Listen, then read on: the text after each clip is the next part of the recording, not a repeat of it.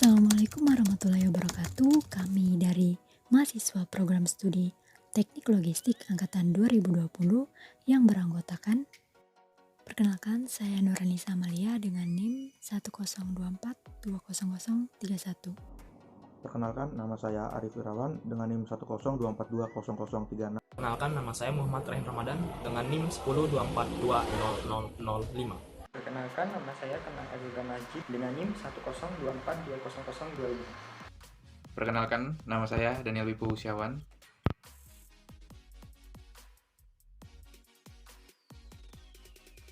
Menurut website universitaspertamina.ac.id, sejarah Universitas Pertamina didirikan berdasarkan surat keputusan SK Menteri Riset Teknologi dan Pendidikan Tinggi nomor 60/I/2016 yang diterbitkan pada 1 Februari 2016 tentang izin pendirikan Universitas Pertamina.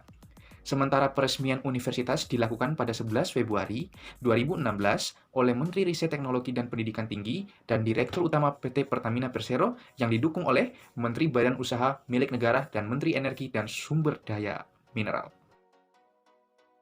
Lambang Universitas Pertamina diciptakan pada tahun 2015 oleh PT Pertamina Persero.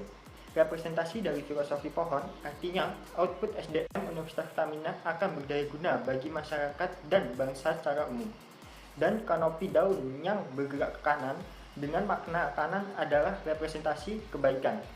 Semua daun berjumlah 12 adalah gabungan dari 4 elemen dasar pertimbangan, 4 elemen visi, dan 4 elemen misi tujuan Universitas Pertamina didirikan. Di sini saya akan sedikit menjelaskan tentang rektor Universitas Pertamina dan jajaran dosen-dosen yang mengajar di teknik logistik.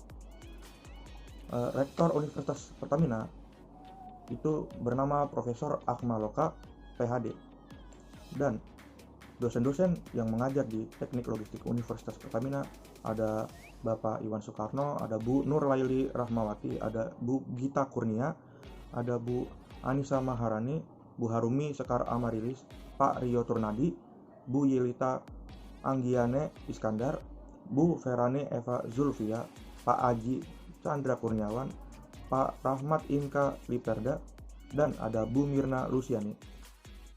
Di Universitas Pertamina tersendiri terdiri dari 6 fakultas, yaitu Fakultas Teknologi Industri atau FTI, termasuk dalam rumpun ilmu terapan dan mengarah pada pengembangan keilmuan teknik yang sesuai dengan kebutuhan industri, mempunyai 4 program studi, yaitu teknik elektro, teknik mesin, teknik kimia, dan teknik logistik.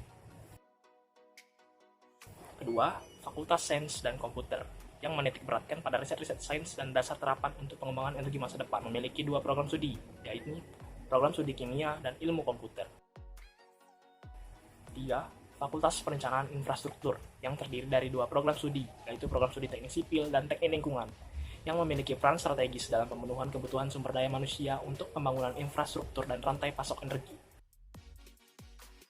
4. Fakultas Komunikasi dan Diplomasi, fokus pada bidang komunikasi bisnis energi, yang terdiri dari 2 program studi, yaitu ilmu komunikasi dan hubungan internasional.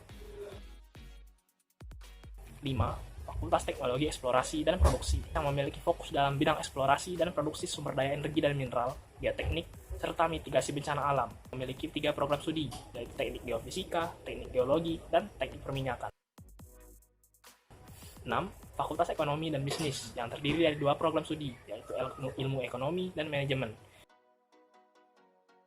Di tengah pandemi seperti ini, Universitas Pertamina melakukan kegiatan perkuliahan secara online menggunakan aplikasi Microsoft Teams. Berkuliah secara online memiliki kelebihan dan kekurangannya masing-masing. Kelebihannya itu mudah dan praktis, itu yang pertama. Yang kedua, fleksibilitas waktu. Yang ketiga, hemat biaya. Yang keempat, menawarkan lebih banyak perhatian individu. Yang kelima, mengajarkan kedisiplinan diri. Walaupun begitu, tetap mempunyai kekurangan, antara lain yang pertama, membutuhkan disiplin diri dan keterampilan manajemen waktu, tidak cocok untuk semua jurusan, interaksi sosial berkurang, ketergantungan pada teknologi, dan yang kelima, kurang pengalaman belajar dari praktik langsung. Selama perkuliahan semester 1 berlangsung, saya mempelajari mata kuliah yang hampir sama pada saat saya berada di SMA, seperti fisika, kimia, matematika atau kalkulus, bahasa Inggris, TTKI atau bahasa Indonesia, dan saya baru menemui 2 mata kuliah baru pada saat perkuliahan ini. Yang pertama yaitu pengantar teknologi dan bisnis, yang kedua adalah berpikir kritis. Beberapa mahasiswa berpendapat bahwa praktikum jarak jauh seperti ini kurang efektif karena beberapa hal. Ada yang merasa dibingungkan karena pemberian materi secara online tidak memberikan pemahaman materi yang baik. Ada juga yang merasa kesusahan karena ketidakstabilan koneksi internet. Kemudian ada yang merasa bahwa praktikum tatap muka lebih menguras kesehatan mental dibandingkan praktikum online. Di UP, UKM dibagi menjadi 4 golongan. 1. UKM olahraga, yang terdiri dari bela diri, sepak bola, futsal, tenis, catur dan bridge, badminton, basket, renang, voli, dan tenis meja. Kedua, UKM kesenian, yang terdiri dari kesenian modern, kesenian daerah, paduan suara, dan fotografi. Ketiga, UKM kerohanian, dan yang terakhir, UKM penalaran dan keilmuan, yang terdiri dari UKM debat ilmiah, kewirausahaan atau upreneur, English Club, Korps Sukarela atau KSR, cinta alam, riset ilmiah, robotika, media kampus, dan inovasi energi.